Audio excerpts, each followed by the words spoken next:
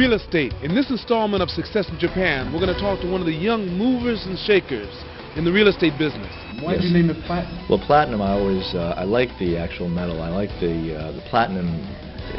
What platinum really defines itself as something that's high quality, and it's in the metals it's even higher quality than gold, and I feel that that type of quality I should bring to my business and to my clients, and I want to produce to them, I want to give them a service of top quality, and that's what I think platinum has an image of. Tak, tell me, why did you choose real estate? I got into real estate. It's interesting. I always wanted to get involved in a business that was important to an individual's life, and I looked at a few industries. One was healthcare, another was the food industry, and also real estate. And I think I chose real estate because of the fact that how it's very important in a person's life. And my involvement in real estate began 8 years ago in Tokyo.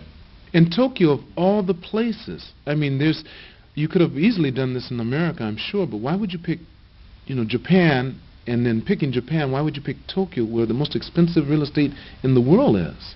Well, Tokyo, in essence, it kind of came to me. I grew up in New York City. I went to school in New York City. I did a semester here in Tokyo, Sophia University, and during that time I did an internship with a company called Dun & Bradstreet, and they really liked what I did, so they asked me on board, even though I had a year's left back in college, back in the United States. I came here after that year. After a year doing college, they came with D&B, and that was my first start in Tokyo doing business here. I actually didn't plan to stay this long. I only decided I was going to be here for a couple of years, but now 15 years later, here I am. It's just, living in Japan and working with people in different businesses. I was introduced to a gentleman who was in real estate, and he had experience in real estate. I didn't have much experience in doing real estate in Japan, but I had a lot of contacts in the business, and I had a lot of foreigners who were looking to do real estate. Therefore, I brought together my experience, my knowledge of business and my contacts, and paired it with this gentleman in Japan who knew about real estate, and we kind of joined forces, and from there I started getting involved in the real estate business. Tak, share with us some of your greatest challenges in the real estate business.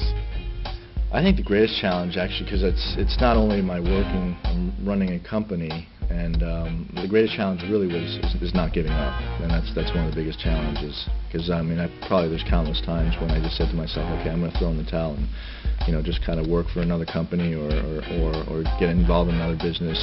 I would say the challenges of facing disappointments on transactions, also facing disappointments on for clients. You have expectations, certain expectations and desire, needs that you have for clients, and they just don't come to what you really were looking for. And those types of disappointments, those overcoming the obstacles and the disappointments. Tell me, do you think it's important for a person to speak the language of the country they're in?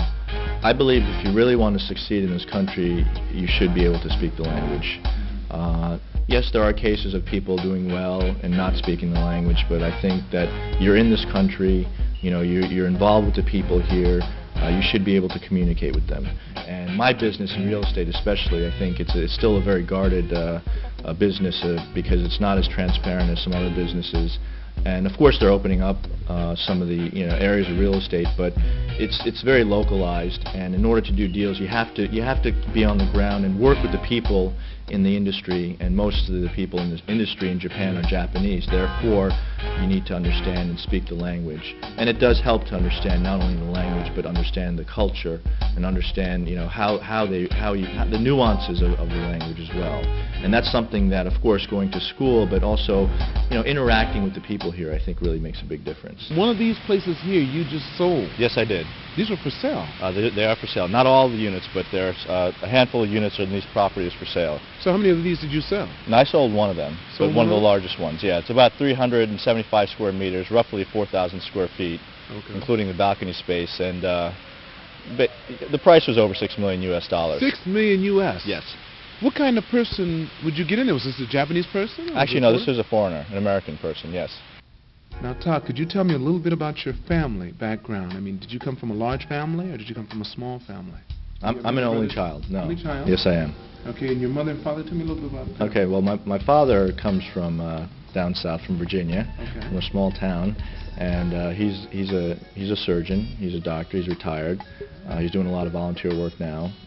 And my mother is Japanese.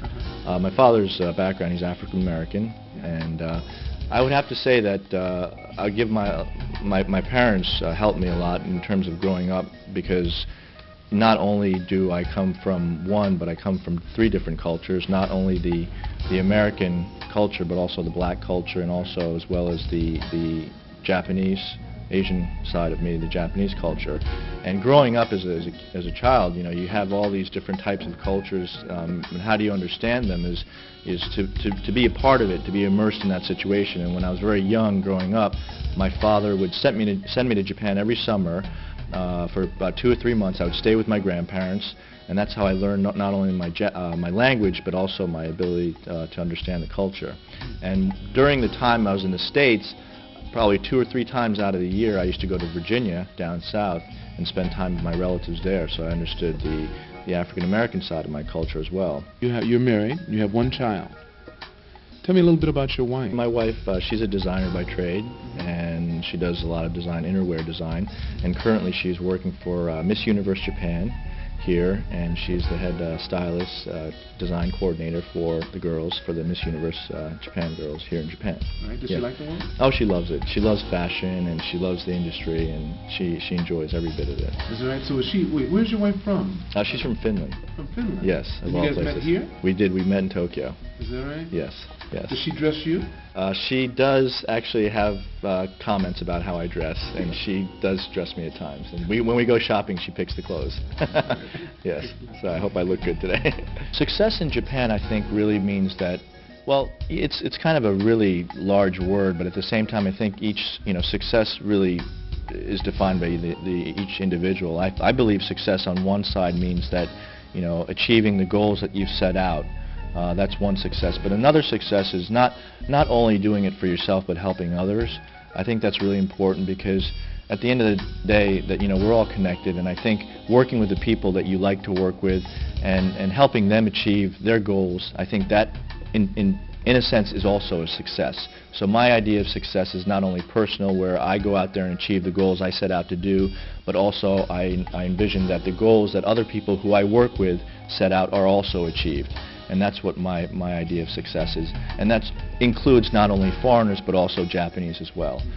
Thank you for watching another episode of Lance Lee's Success in Japan for Those Who Can.